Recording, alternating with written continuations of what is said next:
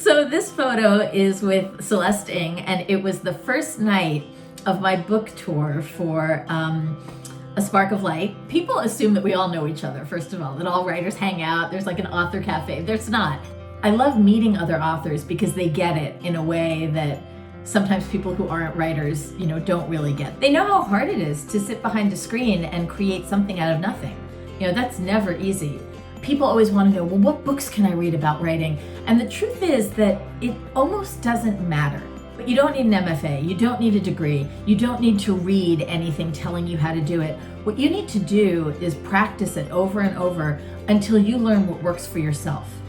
And I think it's really important, if you want to be a writer, to stop worrying about how to be one and to just be one instead. If you truly are a writer, then you can't not write. I would keep writing if nobody was reading anything I wrote. That's how you know that you're a writer. And if you can say that to yourself, then you owe it to yourself to put your butt in a chair and to start typing.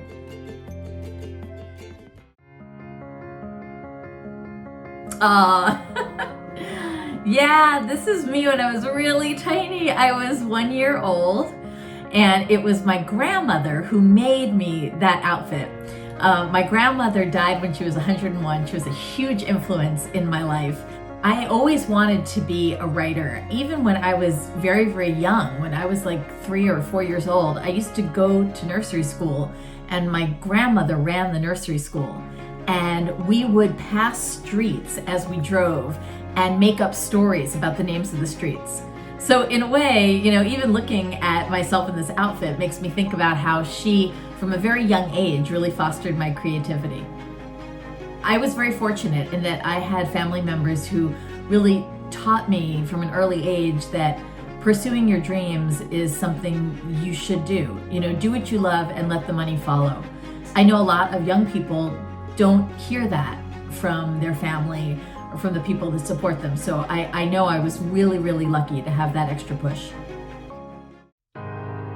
So this is a picture of me when I had first gotten to college. I was 17 years old, and I was at Princeton University. And it was really Princeton that I credit with where I am today. I actually started as a poet, which I think is really interesting in retrospect. But then I started taking short fiction courses with Mary Morris. On the first day of our workshop, Mary had me sit down while people basically told me where to cut and paste my story. Burst into tears the minute I left. And I went to her office hours and I said, "Why did you do that?" And she said, "Because you needed it and because you can take it." And I was so angry and so shocked, I edited that story and edited it until finally she said, "Well, you should send it somewhere." She told me to send it to 17. And several months later, they called and said, "We would like to pay you for your story." It became my first piece of published work. The best piece of advice she gave me was, you can't write about the dinosaurs until they become oil, which sounds very strange, but what she really meant is that although writers tap into feelings and emotions that are raw and on the surface, you can't really do something justice if you're living through it. I think it's an easy writing mistake to write about the thing that is the most painful to you at that moment. But sometimes you need to have the perspective to step back and not be in the center of the situation in order to do that topic justice. Oh, let's see, I can tell you exactly how old I am there. I am 26 years old, and I am with my son, Kyle. Honestly, I wish I could tell you more about my 20s, but like all young mothers, I think those years are a total blur. I'm amazed that I survived them.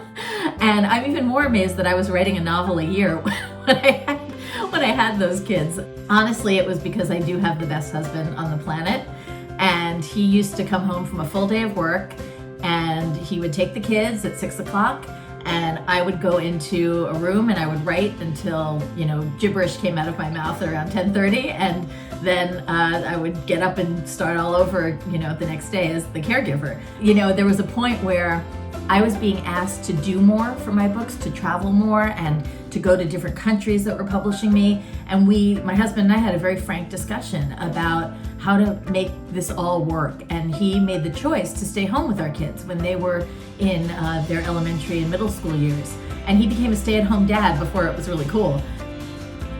Nobody gets where they are alone, ever.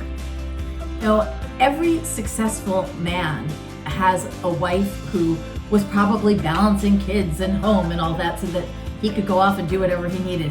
It's completely legitimate for you as a woman to also have that support. And you don't have to demand it. You should just get it because you deserve it. So this is me in Egypt a couple of years ago, and this ties directly into my newest book, which is called The Book of Two Ways. Part of the research that I did for this book was going to Egypt. The Book of Two Ways is actually the story of a woman named Dawn, who is, when the book opens, on a plane that's going down. And, just like everyone's life flashes before their eyes, well, she too sees her life flash before her eyes. And when she does survive the crash, she actually finds herself at a crossroads and has to decide whether she wants to go back to the life she's been living or whether she should try to recapture what she's lost. I think everyone has lost someone or something, has left something behind that always makes us wonder, what if? What if I had done this one slightly different thing? Where would I be right now? Where would my life be? And I wanted to write about that. I wanted to write about whether we make choices or whether our choices make us. I think what the book is asking is for all of us to take a breath and say, are you happy with your life? If you died tomorrow, would you be okay with that? And if the answer is no, how are you going to change that? So in a way, this book, I think, is going to be a real launching point for readers to explore the paths that they've been on and maybe the ones that they haven't.